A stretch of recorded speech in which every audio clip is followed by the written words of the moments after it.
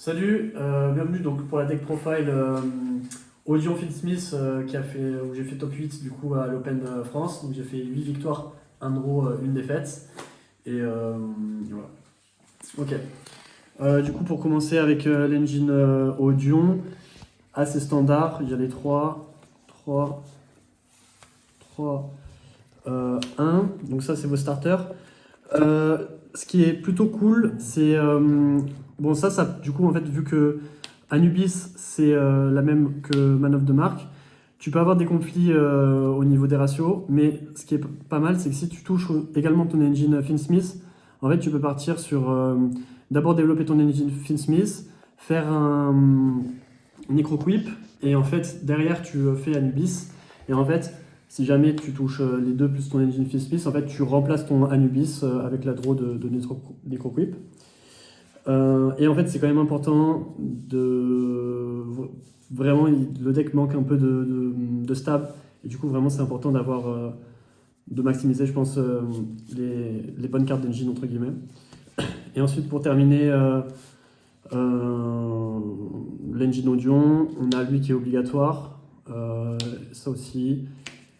Pour les ratios de trap, je pense également que tu peux pas vraiment cut.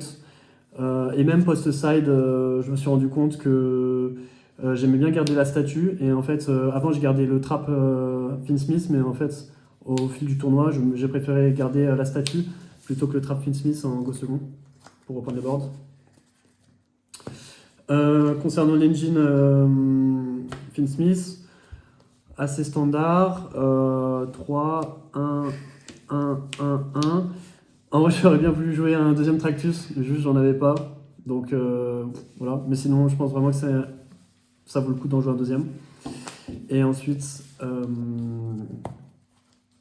pour terminer en gros l'engine, ça fait le bridge entre l'engine et les non-engine. Ensuite, sur les free spots, je suis parti sur une hybride board breaker and trap. Donc je jouais 6 board breakers. Voilà, ça c'est. Je pense vraiment que Storm et Plumeau c'est vraiment fort en fait sur les boards, sur les demi-boards. Et bon, TTT, PTT, disons que c'est un peu polyvalent, go first, go second. Et pareil, dans les demi-boards, ça joue assez bien. Et ce qui est intéressant aussi en fait, d'avoir des board breakers, c'est qu'en go first, tu as besoin souvent d'avoir une deuxième set pour proc ton trésor. Donc, voilà. Et ensuite sur les trap, jouer 3 imperm, 2 purge, 2 hache et 3 riders. En fait, vu que j'avais très peu de préparation, je me suis dit qu'il fallait que j'ai des choix forts, et notamment Cycle Riders, qui me permettait en fait d'avoir un edge face au deck Finsmith ou Light, donc même contre Blue Eyes ou les variantes à Zamina ou des trucs comme ça. Et du coup, en fait, je voulais quelque chose de puissant dès la game 1 pour un peu venir combler ma préparation. Ensuite, bon, ça, pareil, c'est ratio un peu au pif. Mais en fait, au début, j'avais donc 3 purges et en fait, à la place de la hache, j'avais le Tractus. Et en fait, je me suis rendu compte que purge dans le format, il n'était pas terrible. Et en fait, parce que tu veux. Des cartes comme hache, c'est pas mauvais, mais en fait, tu veux plutôt annuler des effets qui spé du deck que des effets qui tuto. Et du coup, je suis parti un peu sur un mix des deux. L'avantage de purge, c'est aussi ce truc-là de pouvoir la set. Donc pour faire proc ton terrain.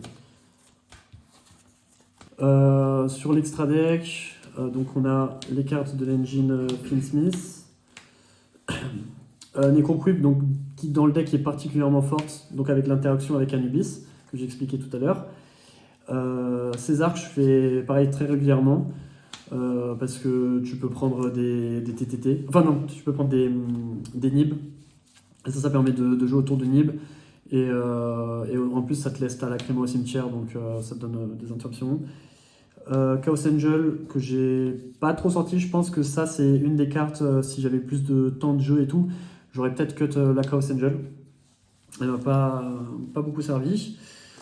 Ensuite, ça c'est pour les pièces de combo un peu.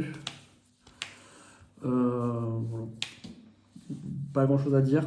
Ça c'est vraiment très fort. En go second aussi, vraiment c'est très fort pour aller reprendre des boards, pour aller gérer des interruptions.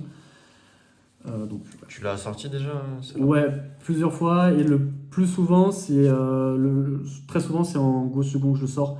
Parce qu'en fait, finalement, en Go first, jouer une loupe un peu différente pour pas trop extend et pour pas commit sur des nibs ou quoi que ce soit.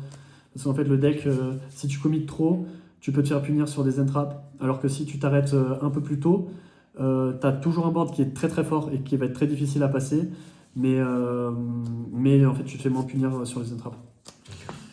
Et ensuite, Typhon, qui dans le deck est vraiment très fort, et bah, c'est un des plans de jeu que tu as contre notamment les variantes Finsmith Rise Hill.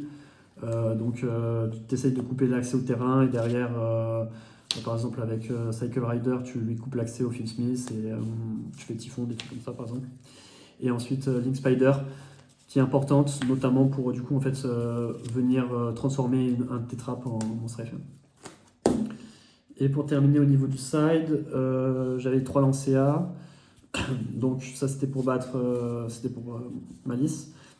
3 Fuva toujours contre Malice, mais c'était aussi l'idée c'était d'aller chercher des decks comme Mermail ou des trucs un peu comme ça.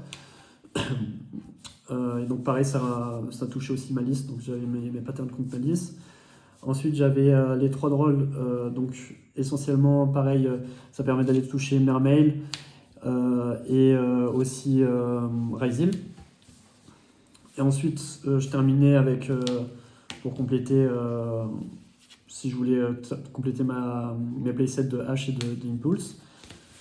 Et ensuite, je jouais 3 jugements, meilleure carte du side, vraiment très forte. Et je jouais un Daruma. Vraiment nul parce qu'en fait c'était pour donner de la value à PTT, mais en fait finalement quand j'étais go first post side j'enlevais tout le temps mes PTT et TTT, donc en fait pas trop d'intérêt de faire ça. Donc, voilà. Le Saint-Denis s'est bien passé, toi?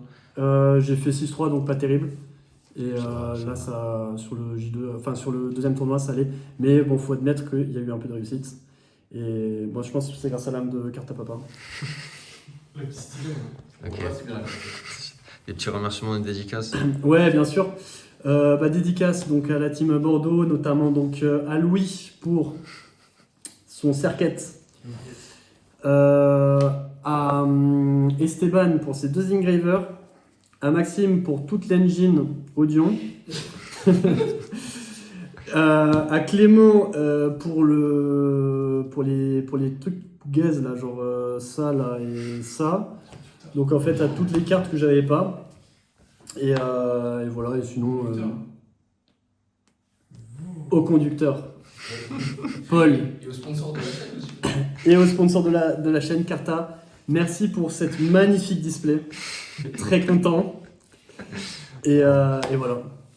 Allez, bisous, à bientôt. Ciao.